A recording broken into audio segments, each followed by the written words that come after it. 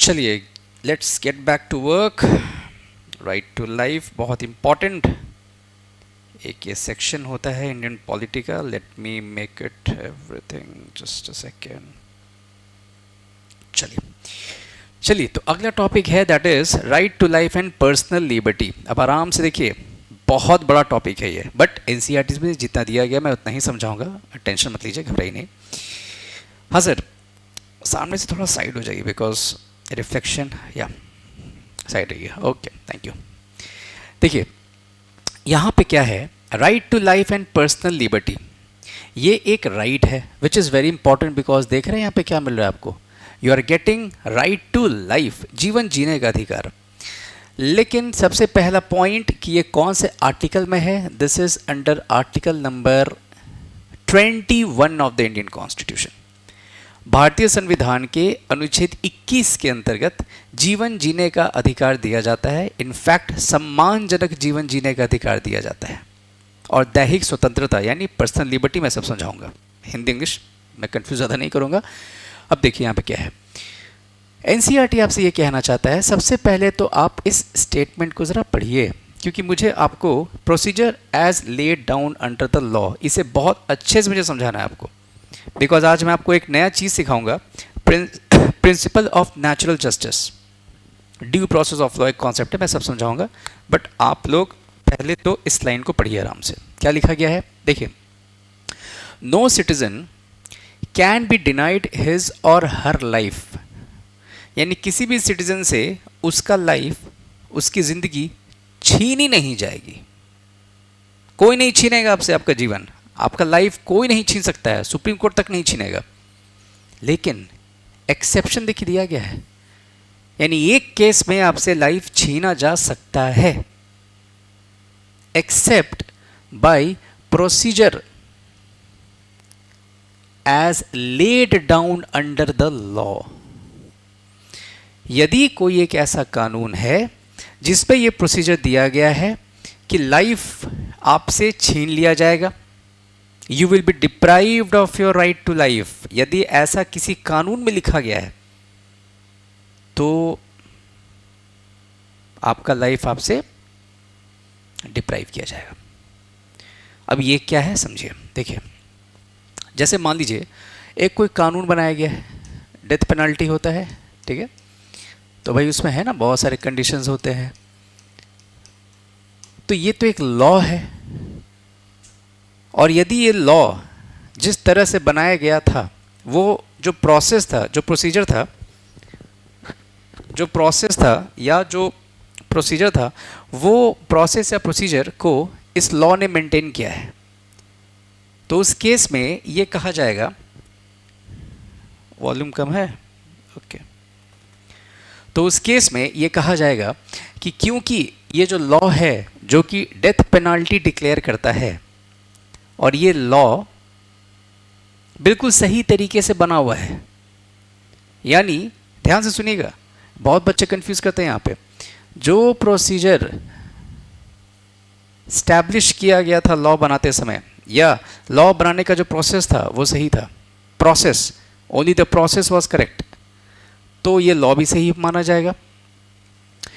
अगर मैं आपसे एक बात रखूं यहाँ पे, मुझे आपसे थोड़ा डिस्कशन करना है यहाँ पे, ऑलराइट, चलिए अगर मैं आपके सामने एक कॉन्सेप्ट यहाँ पे रख दूँ कि मुझे आप बस ये बताइए, एक लॉ है और ये कानून प्रोसेस जो फॉलो किया था बनते टाइम, यानी कानून बनाने का एक प्रोसेस होता है, पार्लियामेंट में दोनों हाउसेस पास करते हैं, फिर राष्ट्रपति के पास जाता है, और ये आप इसको कहते हैं प्रोसेस। यदि वो प्रोसेस सही तरीके से फॉलो किया गया है इस लॉ को बनाने का, तो क्या ये लॉ बिल्कुल जस्टिफाइड होगा? बहुत बड़ा सवाल है ये। देखो, एक होता है कि ठीक है लॉ बनाने का जो तरीका था वो सही है, लेकिन क्या जो लॉ बनाने का तरीका था वो सही है? ठीक है, मान लेता हूँ मैं, आपने सही तरीके से लॉ को बना दिया, क्या आप गारंटी करते हैं कि वो लॉ जो आपने सही तरीके को फॉलो करके आपने जो लॉ बनाया है वो लॉ जस्टिफाइड है, यानी कि फेयर है, ट्रांसपेरेंट है, सही है। फेयर एक अलग शब्द होता है भाई, मतलब सही होना किसी चीज का, अच्छा होना, सही होना। क्या प्रोसेस फॉलो कर लेने से कोई कानून फेयर हो जाता है?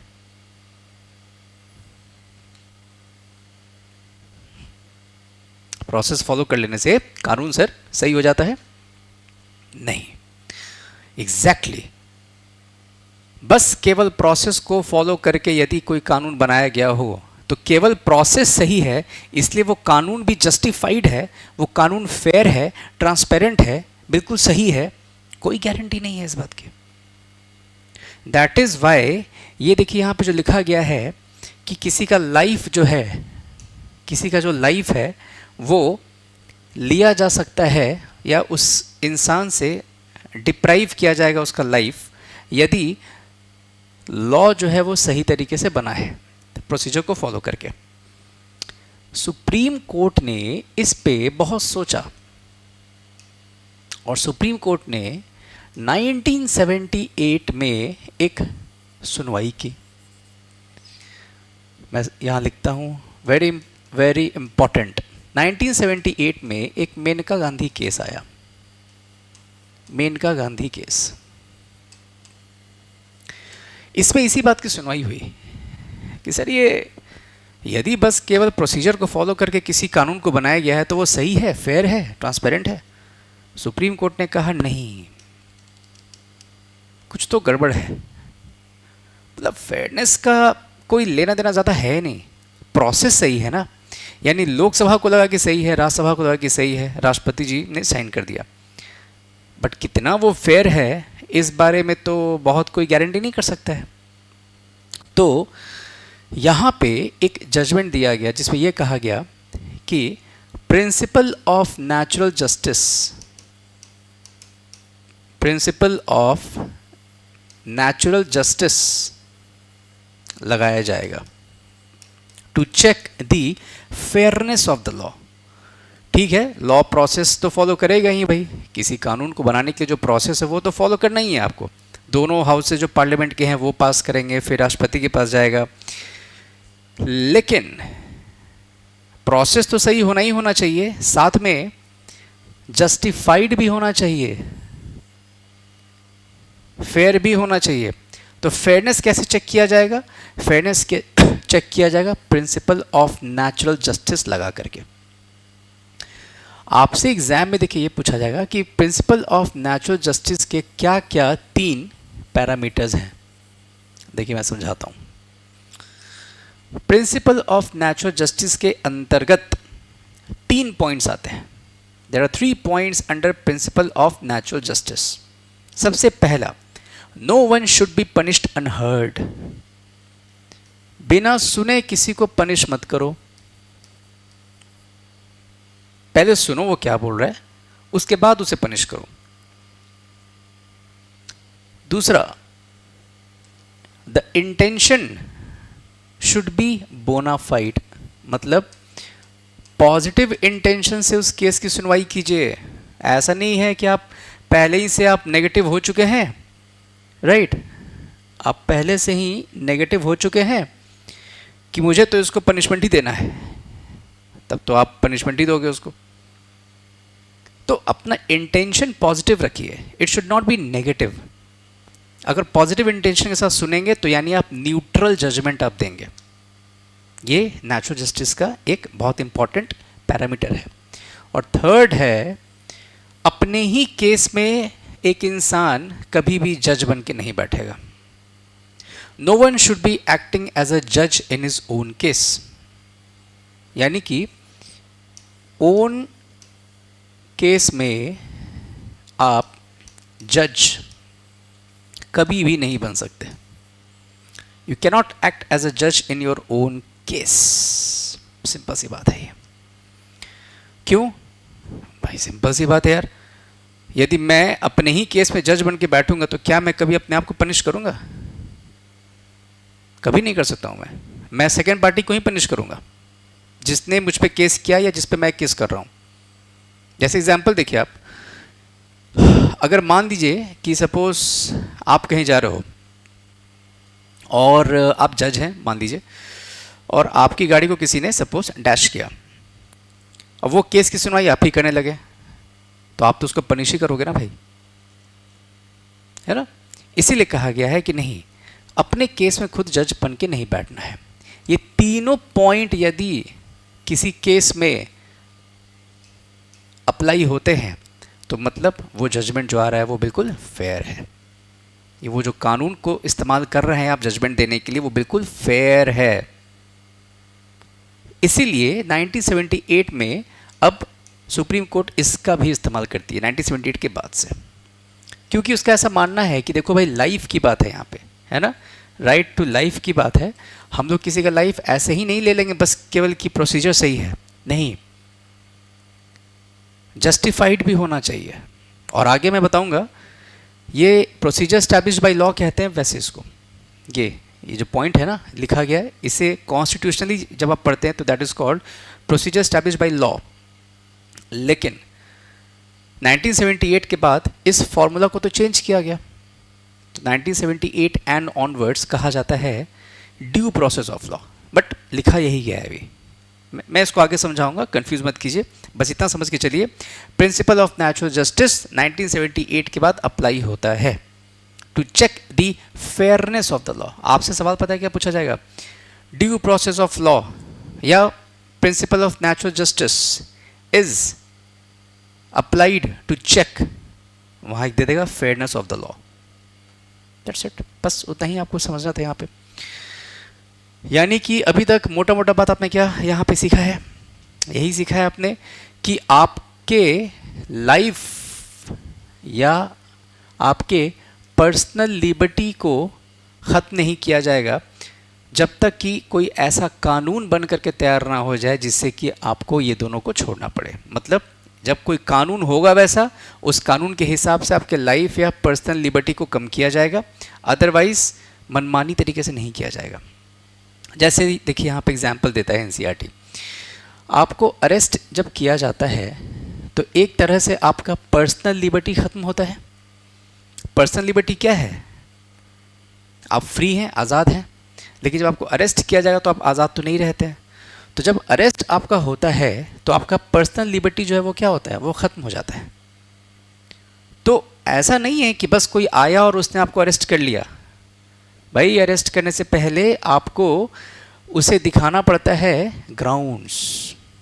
If you are an officer and if you want to arrest someone, you have to produce the arrest warrant.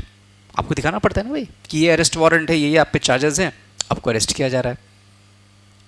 तो यानी कि कानून बनाया गया जिसमें कि अरेस्ट वारंट दिखाना मैंडेटरी किया गया, तब जा करके आपके पर्सनल लिबर्टी को ख़त्म किया गया है। अरेस्ट करके आपको अरेस्ट करके आपकी पर्सनल लिबर्टी ख़त्म की गई। ठीक है, आगे क्या है देखिए, यदि आप अरेस्ट हो भी जाते हैं तो ऐसा नहीं है कि आपके पास कोई राइट्स नहीं होते हैं। आप अपने आप को डिफेंड कर सकते हैं, बचा सकते हैं। कैसे? एक लॉयर के ज़रिए, और वो आपके चॉइस का होगा भाई। आप अपने चॉइस का लॉयर कर सकते हैं अपने केस के लिए, कोई दिक्कत की बात नहीं है। और जिस पुलिस ऑफिसर या जिस पुलिस ने आपको पकड़ा है, अरेस्ट किया है, 24 घंटे के अंदर अंदर मैजिस्ट्रेट के पास प्रोड्यूस करना होगा। मतलब पुलिस आपको प्रोड्यूस करेगी, ले जाएगी, मैजिस्ट्रेट के पास ले जाएगी। और ये पॉइंट देखिए, नियरेस्ट, सबसे नज़दीक वाले मैजिस्ट्रेट के पास ले जाएगी जो उस एरिया से सबसे नज़दीक है। लेकिन मान लीजिए, मैं आपको एक क्वेश्चन देता हूँ यहाँ पे, सपोज अगर मान लीजिए कि ऐसा हो जाए कि आपको किसी जंगल से मान लीजिए अरेस्ट किया गया, या एक पर्सन है, चलिए बार बार आप ही को मैं क्यों करवाऊँ अरेस्ट, ठीक है, एक कोई पर्सन है, उसे एक जंगल से अरेस्ट किया गया है। मैजिस्ट्रेट का मान लीजिए ऑफिस यहाँ है, इस जंगल से निकलने में 72 घंटे लग गए, मान लीजिए एक इमेजिनरी सिचुएशन है, और निकलने के बाद यहाँ से 4 घंटे आपको लगे मैजिस्ट्रेट के ऑफिस पहुँचने में। इन टोटल कितने लगे? 76 आवर्स।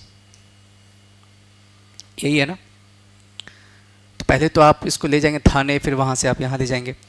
तो सर यहाँ तो 76 आवर्स हो गया, पकड़ा गया था कब, और 76 घंटे के बाद आप उसको प्रोड्यूस कर रहे हैं मजिस्ट्रेट के पास, और लेकिन आपने कहा कि 24 घंटे के अंदर अंदर मजिस्ट्रेट के पास उसे प्रोड्यूस कर देना है। तो ये 24 घंटा का कैलकुलेशन किस टाइम से शुरू होता है, यहाँ से या थोड़े समय, हाँ वेरी गुड, ट्रैवल टाइम जो भी होगा ना, ट्रैवल टाइम उसको 24 घंटे में इंक्लूड नहीं किया जाता है। अगर मान लीजिए ट्रैवल टाइम यहाँ पे कितना लगा आपका 72 + 4, this will not be included in 24 hours. मतलब 24 घंटे क्या है, डिटेन आप जो हो रहे हो ना थाने में, उसका है। यही सब कैची वर्ड्स हैं जो यूपीएससी बीपीएससी ये सब पे वर्कआउट करके पकड़ते हैं। ठीक है, चलिए आगे बढ़ते हैं हम लोग। और वो जो मजिस्ट्रेट है फिर वो डिसाइड करेंगे कि जो आपको अरेस्ट किया गया है वो जस्टिफाइड है या नहीं है।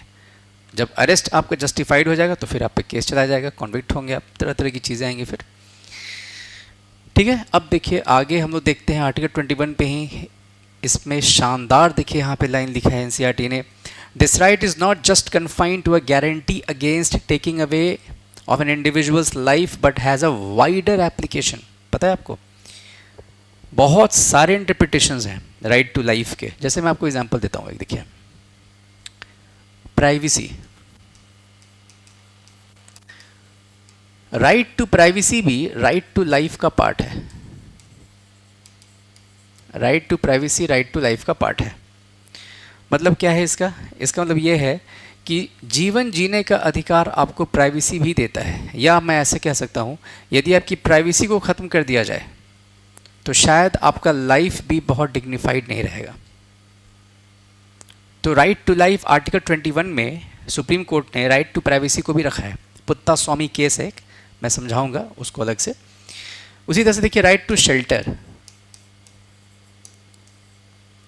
शेल्टर भाई वो भी तो आपकी लाइफ को इंश्योर कर रहा है ना। शेल्टर नहीं होगा लाइफ आपका खतरे में रहेगा। राइट टू मतलब बहुत तरह तरह की इसमें बहुत सारी चीज़ें हैं। जैसे मैंने बताया भी था आर्टिकल 19 और आर्टिकल 21, इन दोनों को थोड़ा कंपेयर कीजिए। 19 में क्या है, फ्रीडम, 21 में क्या है, राइट टू लाइफ।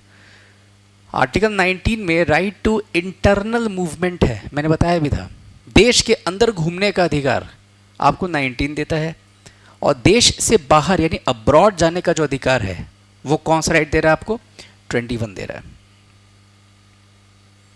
तो शायद अगर आप बाहर नहीं जाते तो शायद आपका लाइफ वैसा आउटस्टैंडिंग नहीं रहता जैसा आप सोचते हो कि बाहर जा कर के ज़्यादा पैसे कमाएंगे एट्सेट्रा एट्सेट्रा। इसीलिए going abroad is a part of right to life. एक और मैं बता देता हूँ एग्जाम्पल, बहुत ही इंटरेस्टिंग है। ये बाबा रामदेव केस में आया था। जी हाँ, बिल्कुल सही सुन रहे हैं, बाबा रामदेव केस में आया था ये था राइट टू स्लीप, शयन का अधिकार। पता है आपको, अगर आप ठीक से सोते नहीं हैं तो आपका क्वालिटी ऑफ लाइफ खराब होता है, बिल्कुल खराब होता है। इसलिए सोना बहुत ज़रूरी है। Take a good sleep, 7 to 9 hours. आजकल जो नेचुरोपैथी है वो, हाँ होम्यो नहीं, नेचुरोपैथी, हाँ वो कहता है कि 7 to 9 hours you should sleep, you should take a good sleep. 7 से 9 घंटे यदि आप सोते हैं तो आपका बॉडी जो है वो बहुत रिजुविनेट करता है, एनर्जी बहुत मिलता है उसको। Sleep is the best medicine ऐसा कहा जाता है। ठीक है, लेकिन ऐसा नहीं कि अब 12-12 घंटे बेड पे पड़े हुए हैं, वो राइट टू स्लीप नहीं हो गया है ना। Right to sleep is like कि हाँ ठीक है। और ये कब से कब तक होता है, रात में आप देखिएगा 10:30-11 बजे के बाद जो स्पीकर्स होते हैं उनके वॉल्यूम आपको कम कर देने होते हैं। रात में सोने का अधिकार है, स्लीप। कोई बूढ़ा आदमी सोया हुआ है, आपने 1 बजे कैंदी पौ कैंदी पैंस सॉन्ग आपने शुरू कर दिया, वो तो बेचारा, उसको जो भी है उनको तो कार्डियक का प्रॉब्लम हो जाएगा फिर, है ना। इसीलिए कहा गया है कि नहीं, कुछ भी है रात में एक स्पेसिफिक टाइम होगा जिसमें वॉल्यूम जो है वो कंट्रोल में रहेगा, लो वॉल्यूम रहेगा। क्योंकि right to sleep is your fundamental right because it enhances your quality of life. इसलिए मैं यहाँ पे आपको मैंने कहा कि पढ़ लीजिए, it has a wider application. Right to life बहुत ही वाइडर एप्लीकेशन के साथ है। सुप्रीम कोर्ट ने बहुत इसको इंटरप्रीट किया है और इसमें बहुत सारी चीज़ों को इसमें ऐड भी किया है। आई थिंक कुछ यहाँ पे देखिए लिखा हुआ भी है, ये देखिए, जैसे हाँ एक और चीज़ मैंने बताया था आप लोग को, डिग्निटी वाली। देखिए मैंने आपको यहाँ पे बात बता कर रखी है पहले से। डिग्निटी क्या है कि मेनका गांधी केस 1978 में डिग्निफाइड वर्ड को ऐड किया गया था कि life should be dignified. Dignity होना चाहिए लाइफ का, ऐसा नहीं कि बस केवल खाए पिए सो गए, नहीं, डिग्निटी भी तो होना चाहिए, इज्जत सम्मान। सम्मान के लिए बहुत लोग जीते हैं, जीना भी चाहिए, ठीक है। और यहाँ देखिए, हाँ जी, राइट टू शेल्टर मैंने बता ही दिया, लाइवलीहुड। तो ये सब चीज़ें जो हैं वो क्या है, आपके राइट टू लाइफ का हिस्सा है।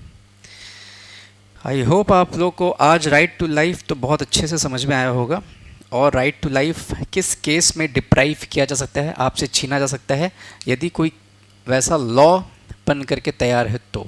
अदरवाइज़ आर्बिट्रेरी तरीके से आपका लाइफ कोई नहीं छीन सकता है।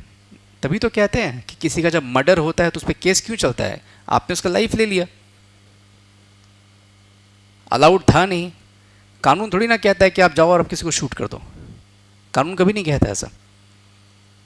इसीलिए कैपिटल पनिशमेंट तक सज़ा है वहाँ पे, ठीक है, लाइफ तक को वहाँ पे डिप्राइव किया जाता है।